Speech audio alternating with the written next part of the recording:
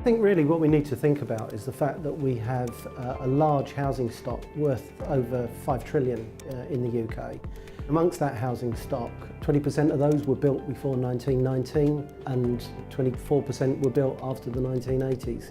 So a vast majority of those sit in that middle bracket. Housing at that time was just not built with energy efficiency in mind.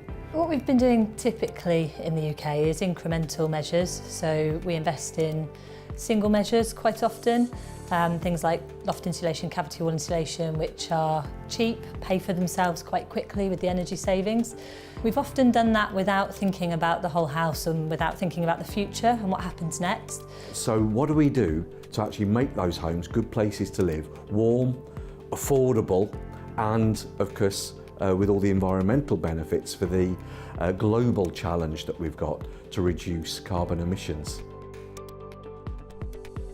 Deep retrofit is about looking at the shell of the building, looking at things like wall insulation, triple glazing, roof insulation. But it's also about looking at things like air quality in the building, mechanical air ventilation systems, heat recovery, so that as we draw cold air in, we preheat that with warm air that we're moving out of the building. Pretty much everyone wants to be comfortable. And so that's kind of a universal theme that we aim for, is comfort at an affordable cost. And in my opinion, the only way of doing that is a deep retrofit.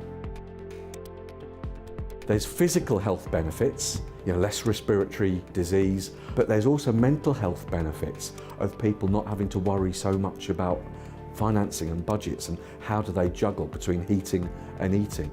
Really important. It's very rewarding, actually, seeing just how much difference a deep retrofit can have on people's real lives.